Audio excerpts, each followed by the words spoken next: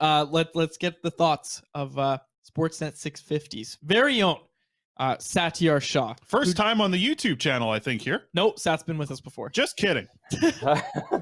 Hi, always fun being on with you boys. Yeah, making me laugh before coming on. Buck, hey? Bite you in the buck. I like that. Hey, I used to produce your show. You've done worse, Sat. I've done far worse. Sat, what I want to ask you about is just what we were talking about when Faber dropped the bite the buck. With Luke Schenn, we've seen the Canucks be patient, right? Like, we've seen them be patient with Hugler, and I don't know how much of our conversation you already heard, but we were talking about how they were patient with the Ethan Bear trade. They were patient with Kravtsov. Are they a little too patient, perhaps, with Luke Schenn? I mean, it's hard to know, right? Because it's easy to say in terms of if they had an offer on the table for a third-round pick and said no to it, potentially, is that what you're hoping for at best now? And do you wish you had taken it? But judging by what Friedman said, the sense was they were fairly close on something and they thought that they were going to get something done. And it didn't happen, right? And what do you do at that situation, right? Like, you take the guy out of the lineup, you think you're pretty close on something, for whatever reason it falls through. And those things happen quite often. We've seen now with Gavrikov and Boston and Columbus is actually pretty chafed at Boston because they thought they did have an agreement, and clearly that's not what happened. So sometimes that's how these things go. I will say, if you've ever come across hearing NHL trade conversations, they're very awkward. I've heard a couple, not with Vancouver, but they're very awkward. You think it's just like a normal conversation where you're just like, hey, I got this guy, you got this guy, who do you want to move? They play so coy. They're like, I might be willing to do something along these lines. I'm not saying I do this, but maybe this. Like, they're so wishy-washy in trade conversations. So I could see maybe how some people feel like they're close on something, but they end up not being close on it.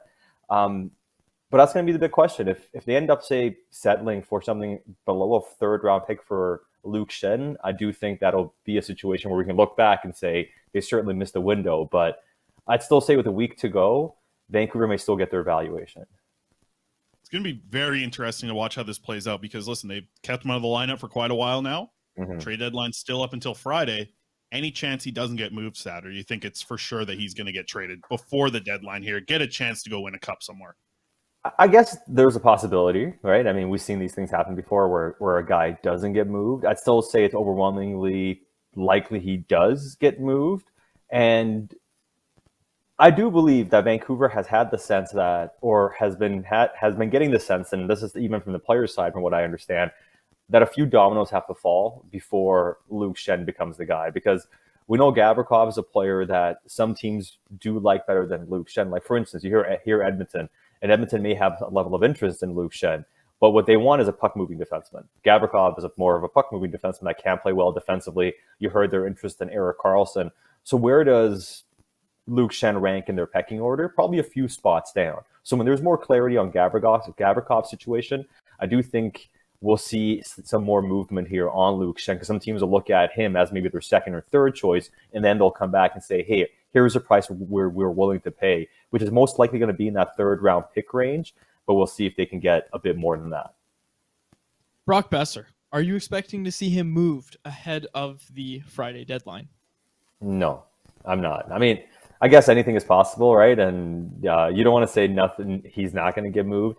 But I'd say, generally speaking, we hear this much talk from the player's side as in terms of his agent. And he's doing his job, right? We know Ben is trying to do his best to settle this and find a resolution. But when you see an agent be this out front and talk about things, it means something's probably not close. You're trying to create a bit of a market. And given how hard it is to move money, I'm not expecting it to happen for Brock Boeser to get moved. I do think Vancouver wants value here still, right? And I think they look at it in two ways. If you're asking us to retain money on Brock Boeser, we'll do that, but we want something for it. So just on retaining money, we want an asset because we feel like we're holding money back on the player, and we also want an asset for the player. So if nobody's willing to do both those things, or take all the money and give you a second round pick, for instance, I just don't see that happening now. Because in the offseason, when you look at the free agent class, I think it's more likely perhaps that somebody looks at Boeser and says, heck, it's only 2 years. There are no free agents out there. Let's just, flip a third or a second and try to make this happen. And unless Vancouver gets value, I don't see them forcing a Boeser trade. Now, we've seen the trades in the past, 48 hours. We've seen everybody in the East loading up.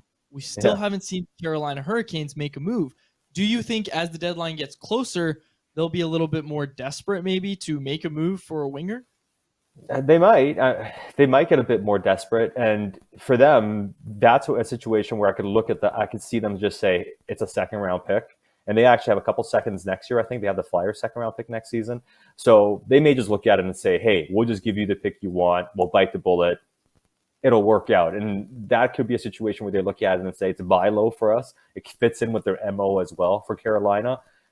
I still look at that being unlikely. I think Carolina may end up solving their situation, finding something without having to take on term. Right now, the trade deadline, JVR is still out there, and they've had relations. They've traded with Chicago, with Philly in the past. Do they just look at something like that as a rental and say a bit cheaper, that we don't have money on our books and we can reevaluate in the offseason? So I think they still have options like JVR on the market. But yeah, I think that's the type of team you'd look at and say JVR is off the market. They don't have a good rental to look at. And they just look at it and say, we'll just take a second. We'll just give you a second and make this deal now. Sat, the overall direction right now of the Canucks organization, we've seen a couple of players be brought in that are young, and they're like young 20s. Mm-hmm. We've seen now a first-round pick come into here. We see the new coach in place. What are your thoughts about just the future of the Canucks, whether it not just be next season, but it feels like a long-term thing is starting to come together here? It feels at least that the moves are going in the direction of like, hey, next year, I don't think they're going to be competitive. But the year after that, that's when we really start to ramp up. Where do you think they're going right now in the next 2 to 3 years? Because we've heard retool. That's kind of what it sounds like they're going for. Just where are you at with how this team is moving and kind of making moves in the direction towards a retool right now?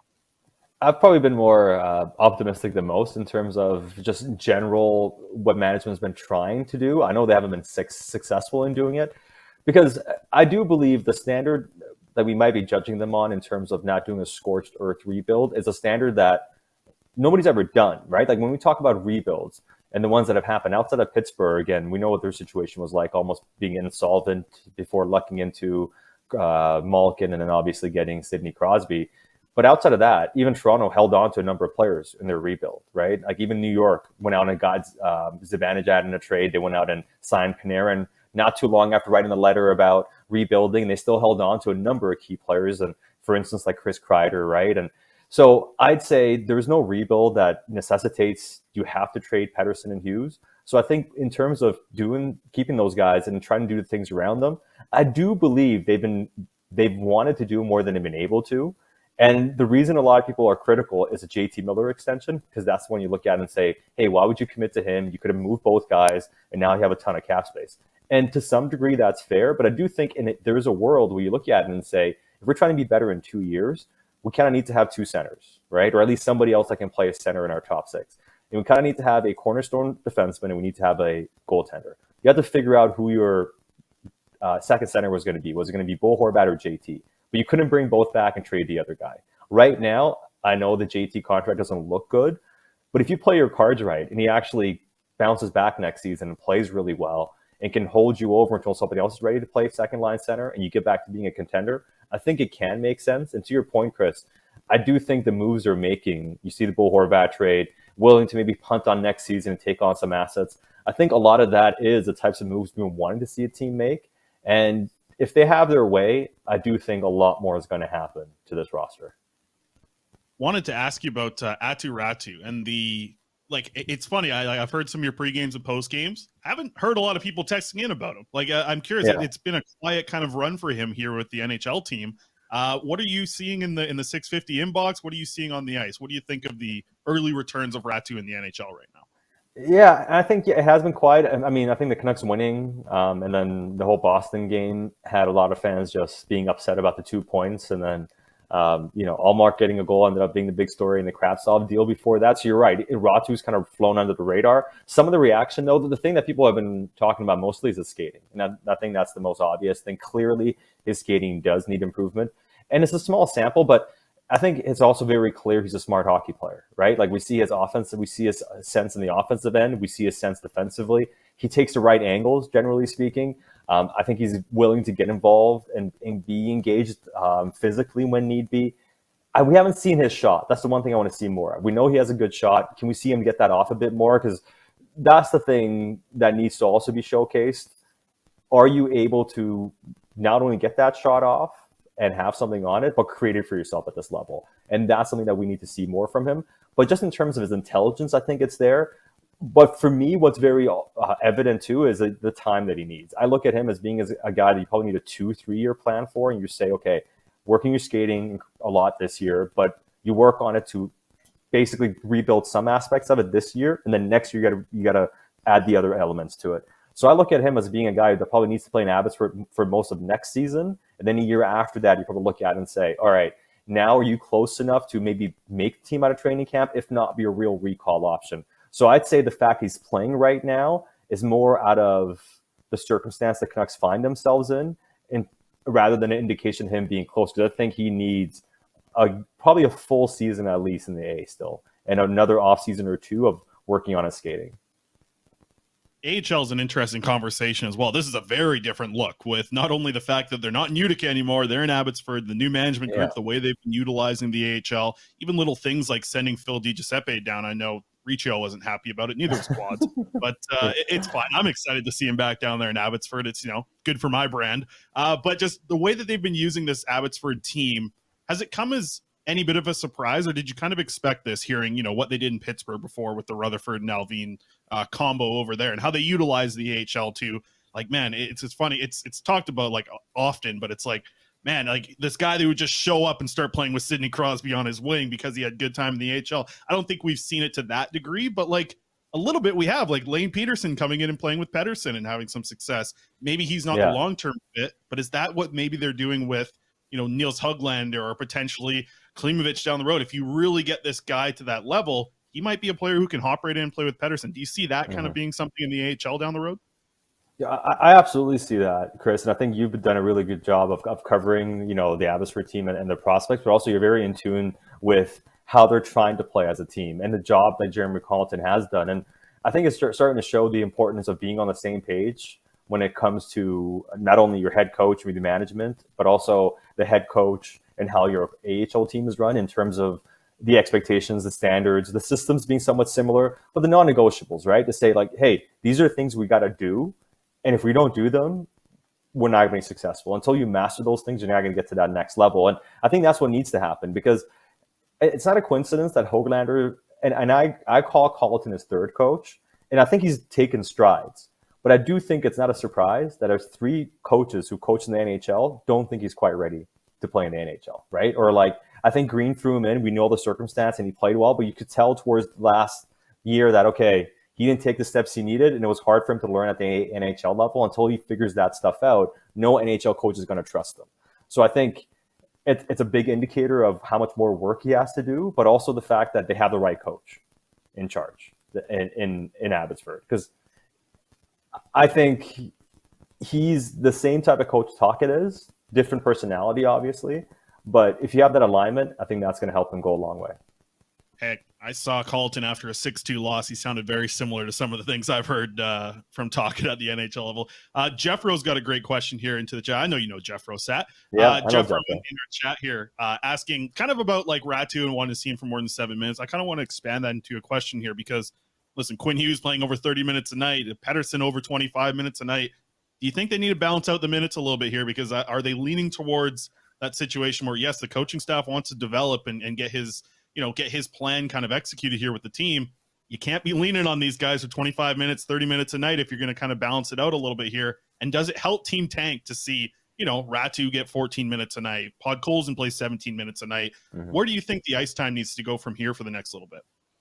Yeah, I do think they need to even it out. Like, I don't think it's sustainable to have Quinn playing 30 minutes a game. But hey, Ethan Bear is banged up. I mean, that whole defense is essentially on just being stitched together with masking tape at this point. It's kind of hard, I guess, to keep Quinn from playing big minutes up front with JT out. I think you're forced to play Aatu and those guys more, right? You have to. I mean, Studnicka, he's going to have to play center, see if he can figure it out. Dries is going to have to play more. Ullman's going to have to play more, at least for the next couple of weeks. You have no choice but to give those guys more ice time. And I think that'll have to happen just by necessity. In general, though, I'm not a big fan of just giving these guys ice time. I think it's one thing to bring these guys up right now and give them a bit of a taste in terms of this is what the NHL looks like.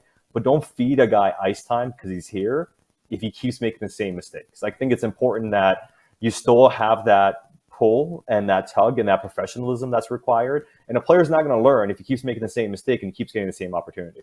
Like that has to happen. So I think it's going to have to really depend on the players taking advantage of the opportunity as well. Sat, good stuff as always, man. Thank you for joining us. Hey, pleasure. Always happy to be on with you guys. Absolutely. There he is, Satiar Shah, Sportsnet 650. Also catch him on the panel all the time.